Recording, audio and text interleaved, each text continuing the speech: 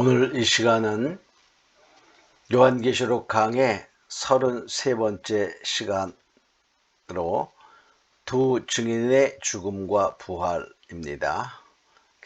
성경은 계시록 11장 7절에서 13절입니다. 계시록 강의로 33번째 시간이고 계시록 11장으로 보면 세 번째 시간이 됩니다. 계시록 11장 7절로 13절의 말씀을 중심으로 두 증인의 죽음과 부활입니다. 두 증인의 죽음과 부활. 7절의 말씀을 봅니다. 7절의 말씀. 저희가 그 증거를 마칠 때에, 그 말은 두 증인들이 1260일을 증거하고 그 증거를 마칠 때, 그런 뜻이죠. 두 증인의 이제 사명이 끝날 때, 즉 그들의 예언기간 1260일 예언기간이 맞춰질 때, 그때인 것입니다. 무정으로부터 올라오는 짐승이, 무정행은 바로 사단, 음부, 사단이 있는 곳 음부를 의미하죠. 거기서 올라오는 짐승이, 그 말은 적그리스도를 의미하게 됩니다. 이 적그리스도가 계시록 13장에는 바다에서 나온 짐승 이렇게 되죠. 저희로 더불어 전쟁을 일으켜 저희를 죽일 터인즉, 그러니까 1260일을 증거하던 그 두 증인들과 전쟁을 일으켜서 저희를 죽이고 이긴다, 그런 말이에요. 1260일 동안 아무도 손대지 못하고 방해하지 못하는 그러한 권세가 있었지만은 때가 되매, 그 말이죠, 사명이 끝남에 이제 하나님이 그들을 죽게 만드시는 거예요. 예수님도 십자가에 죽으심은 그 사명을 감당하기 위해서 하나님의 섭리 가운데 죽은 것과 마찬가지로 이 두 증인들도 하나님의 모략, 하나님의 섭리 가운데 죽음을 당하게 되는 것입니다. 예수님이 십자가에 죽으심으로 사단은 잠시 동안 승리한 것처럼 보였어요. 그리고 생각했죠. 그러나 예수님께서 죽으시고 3일 만에 부활하심으로 완전 승리, 즉 사단의 패배가 이루어진 것 같이 두 증인들도 예수 재림을 준비하는 종으로서 사명을 다 완수하였기 때문에 이제 죽음을 하나님의 허락하셔서 당하게 하시는 것이죠. 성도의 죽음은 그래서 우리가 죽는 것이 아니라 바로 자는 것이다. 이렇게 잔다는 말은 쉰다는 거예요. 요한복음 11장 11절에 보면 이 말씀을 하신 후에 또 가라사대 우리 친구 나사로가 잠들었도다. 그러나 내가 깨우러 가노라. 자, 나사로가 죽었습니다. 그런데 주님이 말씀하실 때에는 잠들었다, 깨우러 가자, 이렇게 말하는 걸 알 수 있어요. 누가복음 8장 52절에도 보면 모든 사람이 아이를 위하여 울며 통곡하며 예수께서 이르시되 울지 말라, 죽은 것이 아니라 잔다 하시니, 바로 회당장 야이로의 딸이 이제 죽었어요. 그때 주님의 말씀은 그들이 바로 뭐냐, 죽은 것이 아니라 잔다, 이렇게 표현하고 있지요. 자, 8절 봅니다. 저희 시체가 큰 성길에 있으리니 그 성은 영적으로 하면 소돔이라고도 하고, 바로 두 증인들의 죽음의 시체가 큰 성의 길에 놓여 있는데 그 성에는 영적으로 하면 소돔이다. 그래서 소돔은 뭐죠? 소돔은 바로 음란, 동성애를 의미하게 됩니다. 소돔이즘, 그러면 동성애자를 말하는 거예요. 거기 아주 그 성적으로 타락했던 도시죠. 그래서 방탕, 부패, 바로 불신의 그러한 음란한 방탕의 세상을 의미하게 됩니다. 근데 그 소돔의 죄의 그 근본적인 원인을 우리가 살펴보면 에스겔서 49장 50절에 나타나고 있어요. 네 아우 소돔의 죄악은 이러하니, 소돔의 죄악을 말하고 있어요. 그와 그 딸들에게 교만함과 식물의 풍족함, 교만함, 또 태평함이 있음이요, 가난하고 궁핍한 자를 도와주지 아니하며 거만하여 가증한 일을 내 앞에서 행하였습니다. 그 소돔의 죄악을 보니까 풍부함과 교만함과 바로 가난한 자에게 관심이 없는 그러한, 그렇기 때문에 뭐냐, 풍부와 정말 풍성이 좋은 것 같기도 하지만 그것을 사람이 타락으로 이끈다면 결과적으로 그 풍부와 풍성함이 하나의 제약을 가져오는 것이 되죠. 바로 소돔이 풍성했습니다. 아주 살기 좋은 곳이었어요. 그 원인의 결과는 성적인 엄청난 타락을 초래했다. 그 뜻이 됩니다. 자, 두 증인의 시체가 큰 도시 넓은 들에 그냥 있어. 다 구경거리가 되는 거예요.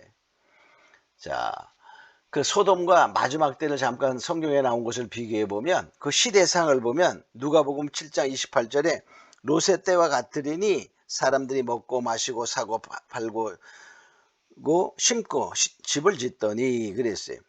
결과적으로 모든 육체적인 삶에만 관심을 갖고 육체적인 욕망을 따라가는 그 시대상이다 볼 수 있어요.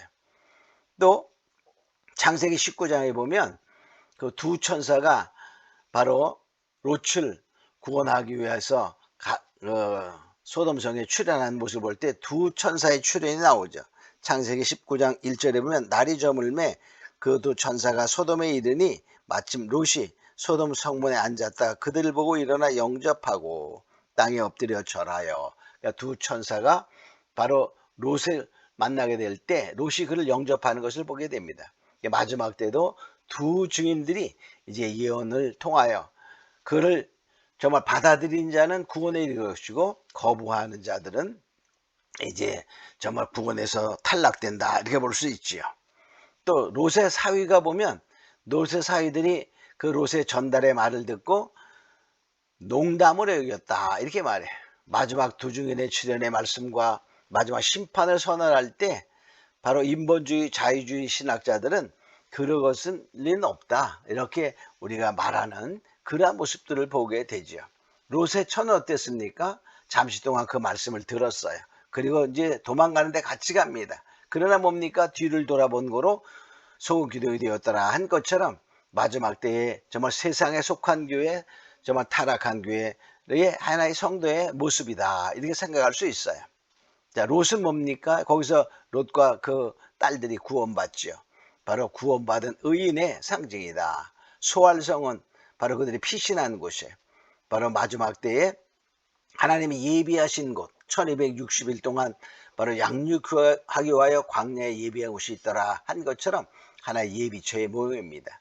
또 소돔 성에 불과 유황불이 내려서 심판한 것처럼 바로 마지막 때에 불의 심판이다 이렇게 볼 수 있어요. 마지막 심판의 그림자입니다.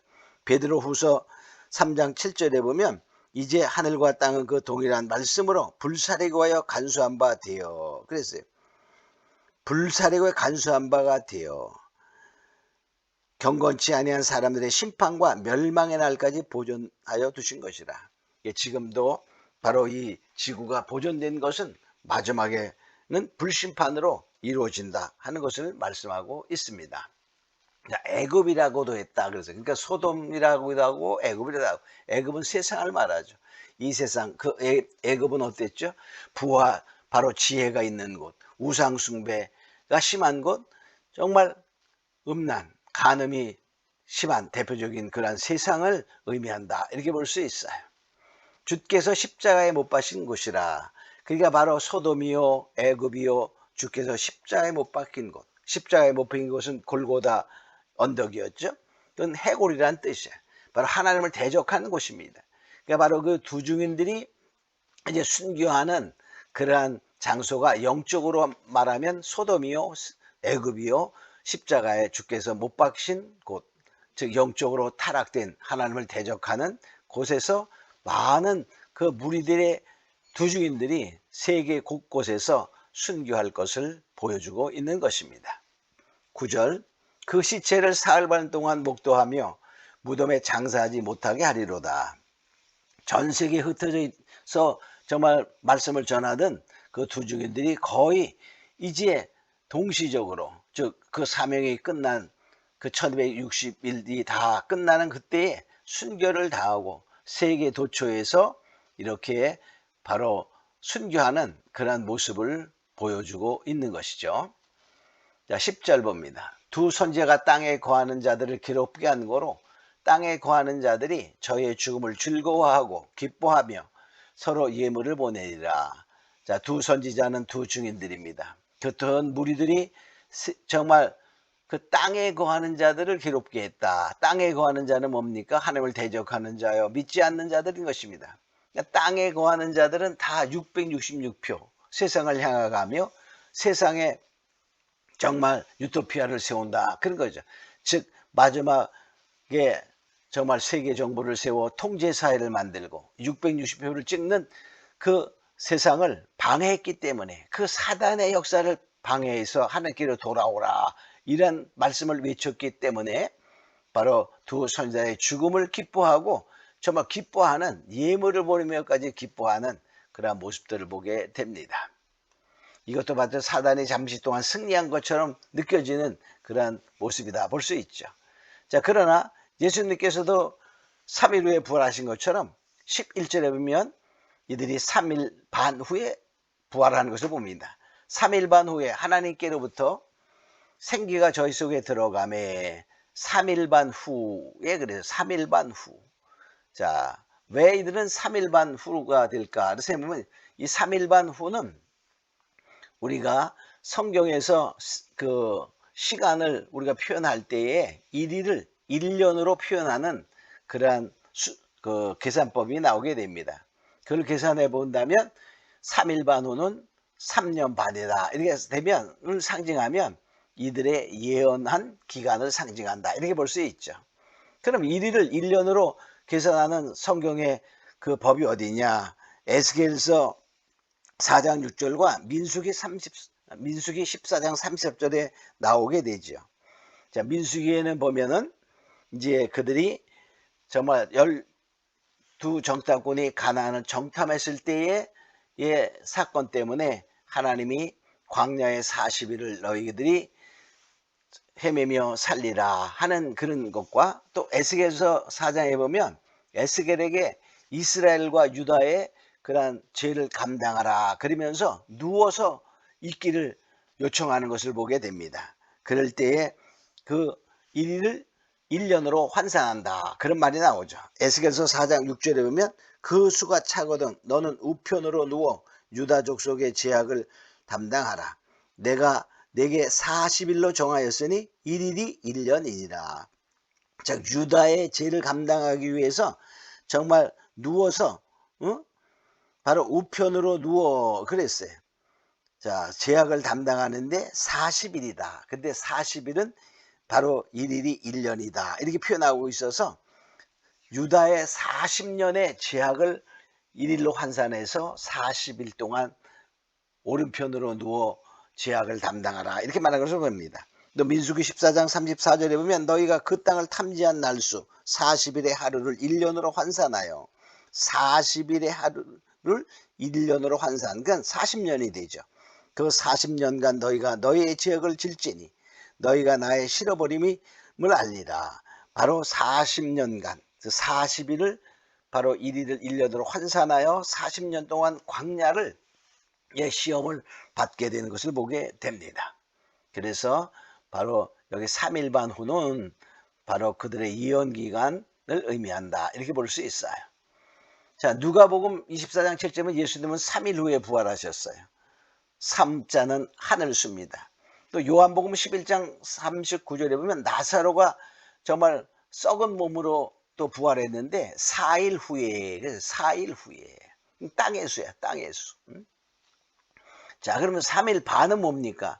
예수님의 부활 하늘수와 또 나사로 땅의 사람의 부활, 바로 나사로가 살아난 거 4, 중간 가운데죠. 3일 반은 3.5입니다. 그러니까 하늘과 땅에 연결하는 수다. 그 연결을 바로 하는 수임을 우리가 알 수 있어요. 그래서 바로 뭐냐, 하늘과 땅을 연결하는, 즉 재림을 준비하는 그러한 1260일의 기간이다, 이렇게 볼 수 있어요. 자, 12절 하늘로부터 큰 음성이 있어 이리로 올라오라 함을 듣고 구름을 타고 하늘로 올라가니 그랬어요. 이 말은 뭡니까? 구름을 타고 하늘로 올라간다는 말은 영광 중에 부활한다, 그런 말이죠. 자, 출애굽기 16장 10절에 보면 아론이 이스라엘 자손의 온 회중에 말하며 그들이 광야를 바라보니 여호와의 영광이 구름 속에 나타나더라. 여호와의 영광이 구름 속에 그 구름은 하나님의 영광. 이들의 부활 승천은 바로 영광 중에 부활 승천한다 볼 수 있어요. 13절 그 시에 큰 지진이 나서 성 10분의 1이 무너지고 지진에 죽은 사람이 7천이라. 바로 이들이 하나님의 영광 중에 부활 승천합니다. 근데 그때에 땅에는 뭐냐? 지진이 나서 성이 무너지고 사람들이 죽습니다. 이 하나님의 바로 보응, 그들이 바로 두 증인들을 죽이고 기뻐했던 그런 거에 대한 하나님의 보응을 표현하고 있죠. 이것은 바로 뭐냐? 하나님이 일하시고 계시다. 하나님이 다 하고 있다는 사실을 우리 사람들로 알게 하는 것입니다. 자, 그 남은 자들이 두려워 영광을 하나님께 돌리더라. 자, 이때는 뭡니까? 바로 이게 이제 회개할 수 있는 마지막 기회야. 그 남은 자들의 하나님께 영광을 돌리는 그것은 뭐냐? 바로 회개의 마지막 기회를 하나님이 허락하신 것입니다. 아직까지 뭡니까? 마지막으로 하나님이 그 은혜를 내릴 수 있기 때문에 회개가 되고 회개할 수 있지요. 이제 이후에는 이제 하나님의 온전한 심판이 내려서 회개할 수 없는 그런 상황으로 되는 것입니다. 오늘 말씀은 여기까지 마치도록 하겠습니다.